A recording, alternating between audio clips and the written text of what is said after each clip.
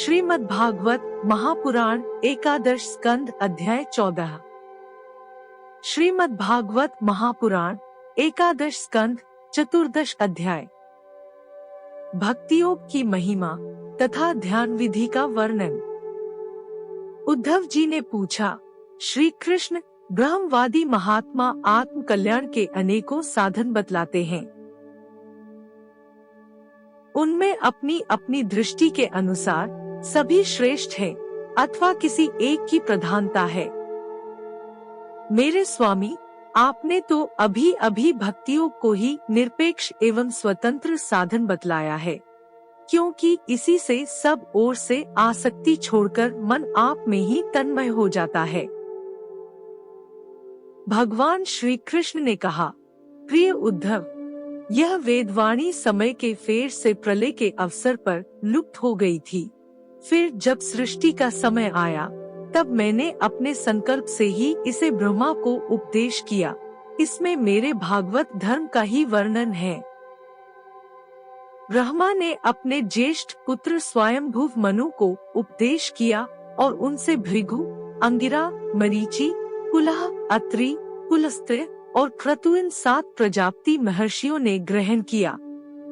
तदंतर इन ब्रह्मर्षियों की संतान देवता, दानव, गुह्यक, मनुष्य, सिद्ध, गंधर्व, विद्याधर, चारण, किन्देव, किन्नर, नाग, राक्षस और किमपुरुष आदि ने इसे अपने पूर्वज इन्हीं ब्रह्मर्षियों से प्राप्त किया।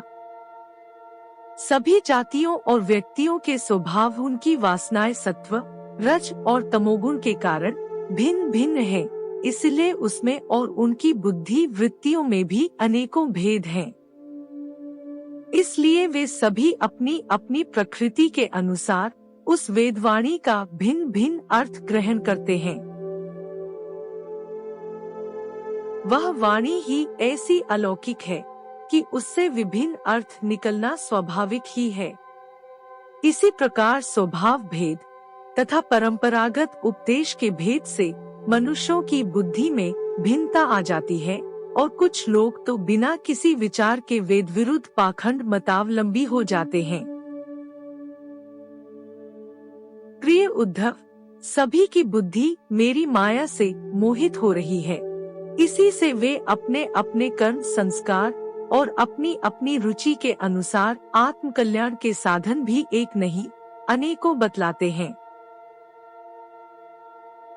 पूर्व मीमांसक धर्म को, साहित्याचार्य यश को, कामशास्त्री काम को, योगवेत्ता सत्य और शमदमादी को, दंड नीतिकार ऐश्वर्य को, त्यागी त्याग को और लोकायतिक भोग को ही मनुष्य जीवन का स्वार्थ परम लाभ बतलाते हैं। कर्मयोगी लोग यज्ञ, तप, दान, व्रत तथा यमनियम आदि को पुरुषार्थ बतलाते हैं। परंतु ये सभी कर्म हैं। इनके फलस्वरूप जो लोग मिलते हैं वे उत्पत्ति और नाश वाले हैं। कर्मों का फल समाप्त हो जाने पर उनसे दुहक ही मिलता है और सच पूछो तो उनकी अंतिम गति घोर अज्ञान ही है। उनसे जो सुख मिलता है वह तुच्छ है, नगण्य है और वे लोग भोग के समय भी असूया आदि दोषों के कारण शोक से परिपूर्ण हैं। इसलिए इन विभिन्न साधनों के फेर में न पड़ना चाहिए। प्रिय उद्धव, जो सब ओर से निपेक्ष बेपरवाह हो गया है, किसी भी कर्म या फल आदि की आवश्यकता नहीं रखता और अपने अंतःकरण को सब प्रकार से मुझे ही समर्पित कर चुका है, परमानंद स्वरूप में उसकी आत्मा के रूप में स्फुरित होने लगता हूँ। इससे वह जिस सुख का अनुभव करता है वह विषय लोलुप प्राणियों को किसी प्रकार मिल नहीं सकता। जो सब प्रकार के संग्रह परिग्रह से रहित अकिंचन है, जो अपनी इंद्रियों पर विजय प्राप्त करके शांत और समदर्शी हो गया है, जो मेरी प्राप्ति से ही मेरे सानिध्य का अनुभव करके ही सदा सर्वदा पूर्ण संतोष का अनुभव करता है, उसके लिए आकाश का एक एक कोना आनंद से भरा हुआ है। जिसने अपने को मुझे सौंप दिया है वह मुझे छोड़कर न तो ब्रह्मा का पद चाहता है और न देवराज इंद्र का। उसके मन में न तो सार्वभौम सम्राट बनने की इच्छा होती है और न वह स्वर्ग से भी श्रेष्ठ रसातल का ही स्वामी होना चाहता है। वह योग की बड़ी बड़ी सिद्धियों और मोक्ष तक की अभिलाषा नहीं करता।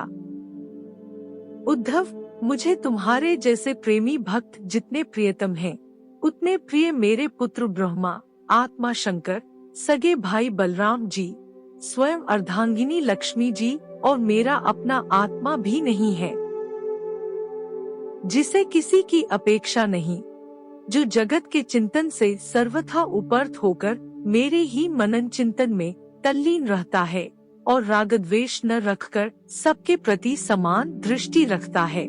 उस महात्मा के पीछे पीछे मैं निरंतर यह सोचकर घूमा करता हूँ कि उसके चरणों की धूल उड़कर मेरे ऊपर पड़ जाए और मैं पवित्र हो जाऊं,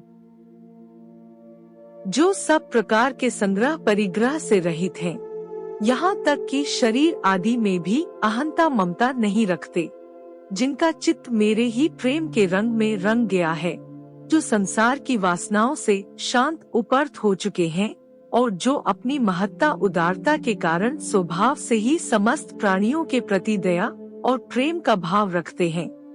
किसी प्रकार की कामना जिनकी बुद्धि का स्पर्श नहीं कर पाती, उन्हें मेरे जिस परमानंद स्वरूप का अनुभव होता है, उसे और कोई नहीं जान सकता, क्योंकि वह परमानंद तो केवल निरपेक्षता से ही प्राप्त होता है।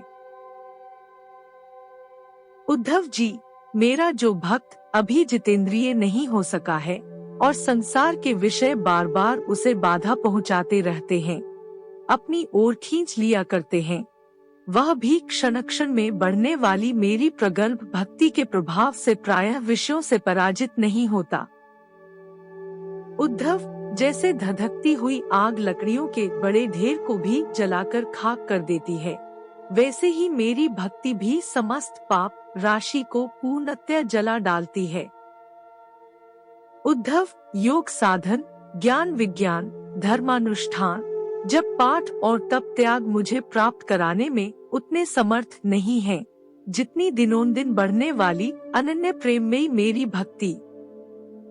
मैं संतों का प्रियतम आत्मा हूँ, मैं अनन्य श्रद्धा और अनन्य भक्ति से ही पकड़ में आता हूँ। मुझे प्राप्त करने का यह एक ही उपाय है। मेरी अनन्य भक्ति उन लोगों को भी पवित्र जाति दोष से मुक्त कर देती है, जो जन्म से ही चांडाल हैं। इसके विपरीत जो मेरी भक्ति से वंचित हैं, उनके चित्त को सत्य और दया से युक्त, धर्म और तपस्या से युक्त विद्या भी भली भांति पवित्र करने में असमर्थ हैं। जब तक सारा शरीर पुलकित नहीं हो जाता, चित्त पिघलकर गदगद नहीं हो जाता, आनंद के आंसू आँखों से छलकने नहीं लगते तथा अंतरंग और बहिरंग भक्ति की बाढ़ में चित्त डूबने उतराने नहीं लगता, तब तक इसके शुद्ध होने की कोई संभावना नहीं है।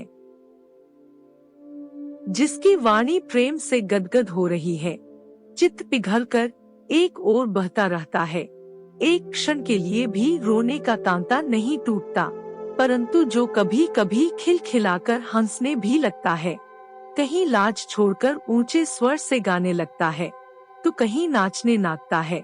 भैया उद्धव, मेरा वह भक्त न केवल अपने को बल्कि सारे संसार को पवित्र कर देता है। जैसे आग में तपाने पर सोना मैल छोड़ देता है, निखर जाता है और अपने असली शुद्ध रूप में स्थित हो जाता है, वैसे ही मेरे भक्ति योग के द्वारा आत्मा कर्म वासनाओं से मुक्त होकर मुझको ही प्राप्त हो जाता है, क्योंकि मैं ही उसका वास्तविक स्वरूप हूँ। उद्धव जी, मेरी परम पावन लीला कथा के श्रवण कीर्तन से ज्यों-ज्यों चित्त का मैल धुलता जाता है, त्यों-त्यों उसे सूक्ष्म वस्तु के वास्तविक तत्व के दर्शन होने लगते हैं। जैसे अंजन के द्वारा नेत्रों का दोष मिटने पर उसमें सूक्ष्म वस्तुओं को देखने की शक्ति आने लगती है। जो पुरुष निरंतर विषय चिंतन किया करता है, उसका चित्त विषयों में फंस जाता है, और जो मेरा स्मरण करता है, उसका चित्त मुझ में तल्लीन हो जाता है। इसलिए तुम दूसरे साधनों और फलों का चिंतन छोड़ दो। अरे भाई, मेरे अतिरिक्त और कुछ है ही नहीं। जो कुछ जान पड़ता है वह ठीक वैसा ही है जैसे स्वप्न अथवा मनोरथ का राज्य। इसलिए मेरे चिंतन से तुम अपना चित्त शुद्ध कर लो और उसे पूरी तरह से एकाग्रता से मुझ में ही लगा दो। संयमी पुरुष स्त्रियों और उनके प्रेमियों का संग दूर से ही छोड़कर पवित्र एकांत स्थान में बैठकर बड़ी सावधानी से मेरा ही चिंतन करे। प्यारे उद्धव, स्त्रियों के संग से और स्त्री संगियों के लंपटों के संग से पुरुष को जैसे क्लेश और बंधन में पड़ना पड़ता है, वैसा क्लेश और फंसावट और किसी के भी संग से नहीं होती। उद्धव जी ने पूछा, कमलनयन श्याम सुंदर, आप कृपा करके यह बतलाइए कि मुमुक्षु पुरुष आपका किस रूप से, किस प्रकार और किस भाव से ध्यान करे। भगवान श्री कृष्ण ने कहा, प्रिय उद्धव, जो न तो बहुत ऊंचा हो और न बहुत नीचा ही ऐसे आसन पर शरीर को सीधा रखकर आराम से बैठ जाए, हाथों को अपनी गोद में रख ले और दृष्टि अपनी नासिका के अग्रभाग पर जमावे। इसके बाद पूरक, कुंभक और रेचक तथा रेचक, कुंभक और पूरकिन प्राणायामों के द्वारा नाड़ियों का शोधन करे। प्राणायाम का अभ्यास धीरे धीरे बढ़ाना चाहिए और उसके साथ साथ इंद्रियों को जीतने का भी अभ्यास करना चाहिए। हृदय में कमलनालगत पतले सूत के समान ओंकार का चिंतन करे, प्राण के द्वारा उसे ऊपर ले जाए और उसमें घंटानाद के समान स्वर स्थिर करे। उस स्वर का तांता टूटने न पावे। इस प्रकार प्रतिदिन 3 समय 10-10 बार ओंकार सहित प्राणायाम का अभ्यास करे। ऐसा करने से 1 महीने के अंदर ही प्राणवायु वश में हो जाता है। इसके बाद ऐसा चिंतन करे कि हृदय एक कमल है, वह शरीर के भीतर इस प्रकार स्थित है मानो उसकी डंडी तो ऊपर की ओर है और मुंह नीचे की ओर। अब ध्यान करना चाहिए कि उसका मुख ऊपर की ओर होकर खिल गया है, उसके 8 दल पंखुड़ियां हैं और उनके बीचों बीच पीली पीली अत्यंत सुकुमार कर्णिका गद्दी है। कर्णिका पर क्रमशः सूर्य, चंद्रमा और अग्नि का न्यास करना चाहिए। तदंतर अग्नि के अंदर मेरे इस रूप का स्मरण करना चाहिए। मेरा यह स्वरूप ध्यान के लिए बड़ा ही मंगलमय है। मेरे अवयवों की गठन बड़ी ही सुडौल है। रोम रोम से शांति टपकती है। मुख कमल अत्यंत प्रफुल्लित और सुंदर है। घुटनों तक लंबी मनोहर 4 भुजाएं हैं। बड़ी ही सुंदर और मनोहर गर्दन है। मरकत मणि के समान सुस्निग्ध कपोल हैं। मुख पर मंद मंद मुस्कान की अनोखी ही छटा है। दोनों ओर के कान बराबर हैं और उसमें मकराकृत कुंडल झिलमिल झिलमिल कर रहे हैं। वर्षाकालीन मेघ के समान श्यामल शरीर पर पीतांबर फहरा रहा है। श्रीवत्स एवं लक्ष्मी जी का चिन्ह वक्षस्थल पर दाएं बाएं विराजमान है। हाथों में क्रमशः शंख, चक्र, गदा एवं पद्म धारण किए हुए हैं। गले में वनमाला लटक रही है। चरणों में नूपुर शोभा दे रही हैं। गले में कौस्तुभ मणि जगमगा रही है। अपने अपने स्थान पर चमचमाते हुए किरीट, कंगन, करधनी और बाजूबंद शोभायमान हो रहे हैं। मेरा एक एक अंग अत्यंत सुंदर एवं हृदयहारी है। सुंदर मुख और प्यार भरी चितवन कृपा प्रसाद की वर्षा कर रही है। उद्धव, मेरे इस सुकुमार रूप का ध्यान करना चाहिए और अपने मन को एक एक अंग में लगाना चाहिए। बुद्धिमान पुरुष को चाहिए कि मन के द्वारा इंद्रियों को उनके विषयों से खींच ले और मन को बुद्धि रूप सारथी की सहायता से मुझ में ही लगा दे, चाहे मेरे किसी भी अंग में क्यों न लगे। जब सारे शरीर का ध्यान होने लगे, तब अपने चित्त को खींचकर एक स्थान में स्थिर करे और अन्य अंगों का चिंतन न करके केवल मंद मंद मुस्कान की छटा से युक्त मेरे मुख का ही ध्यान करे।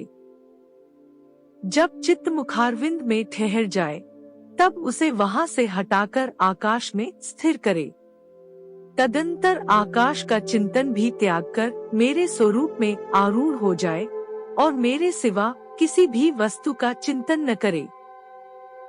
जब इस प्रकार चित्त समाहित हो जाता है तब जैसे एक ज्योति दूसरी ज्योति से मिलकर एक हो जाती है, वैसे ही अपने में मुझे और मुझ सर्वात्मा में अपने को अनुभव करने लगता है। जो योगी इस प्रकार तीव्र ध्यान योग के द्वारा मुझ में ही अपने चित्त का संयम करता है, उसके चित्त से वस्तु की अनेकता, तत्संबंधी ज्ञान और उनकी प्राप्ति के लिए होने वाले कर्मों का भ्रम शीघ्र ही निवृत्त हो जाता है।